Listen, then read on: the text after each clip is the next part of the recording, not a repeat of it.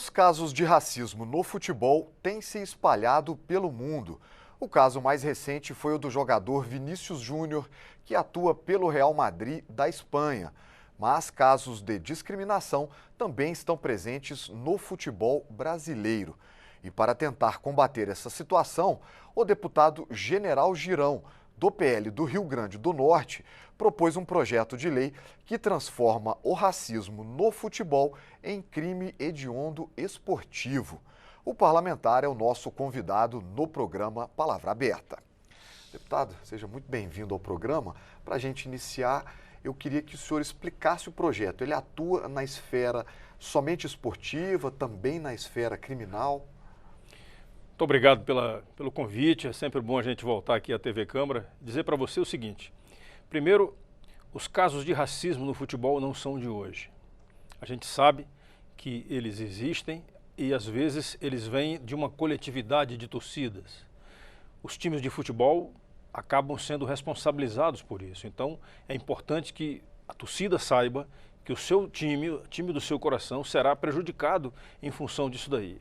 A ideia do nosso projeto é transformar isso aí via Conselho Nacional de Justiça Desportiva e o CNJ, transformar isso aí em crime hediondo, isto é um crime que uma natureza administrativa que a pessoa que foi envolvida nesse tipo de crime, se for atleta, ele será banido do futebol.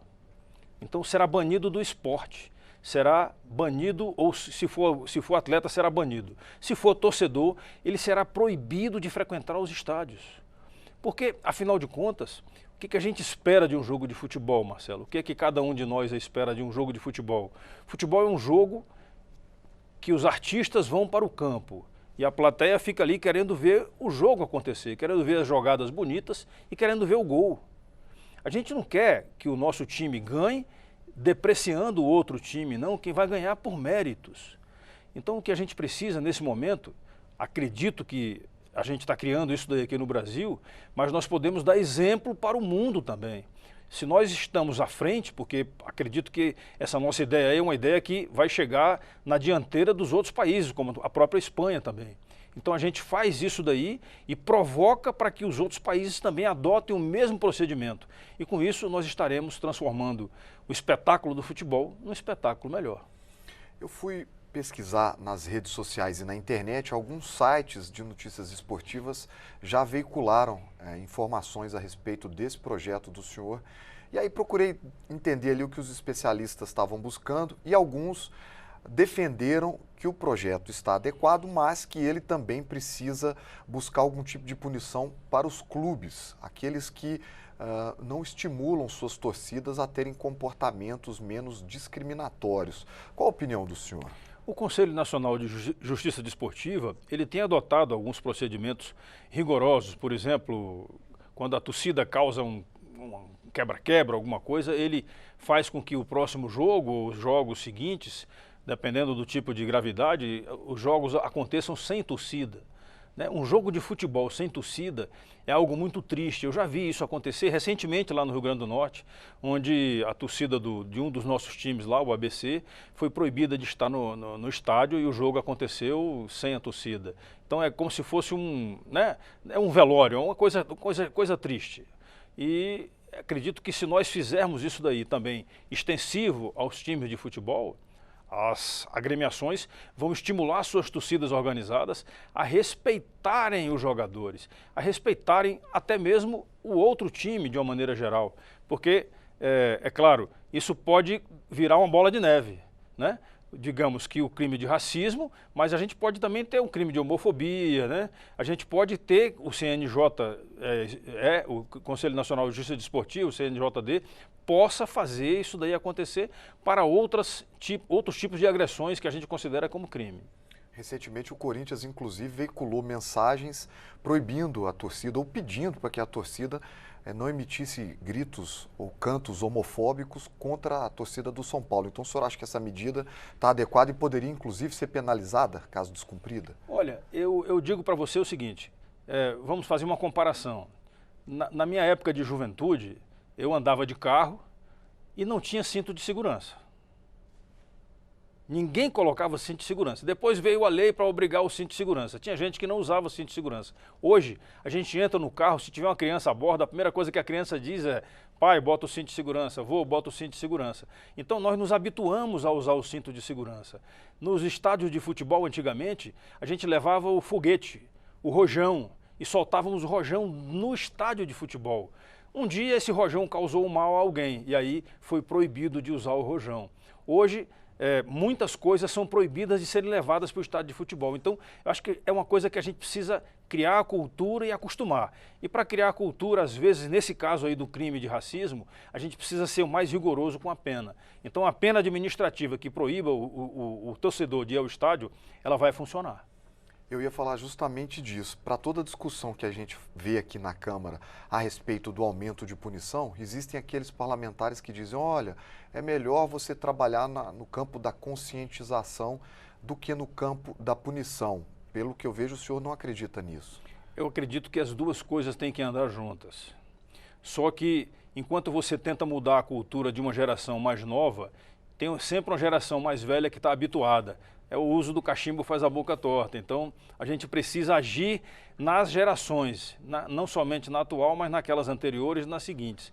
Então, acredito que se nós fizermos isso daí, nós estaremos sendo simultaneamente obrigando as pessoas a criarem uma cultura nova, uma cultura de respeito.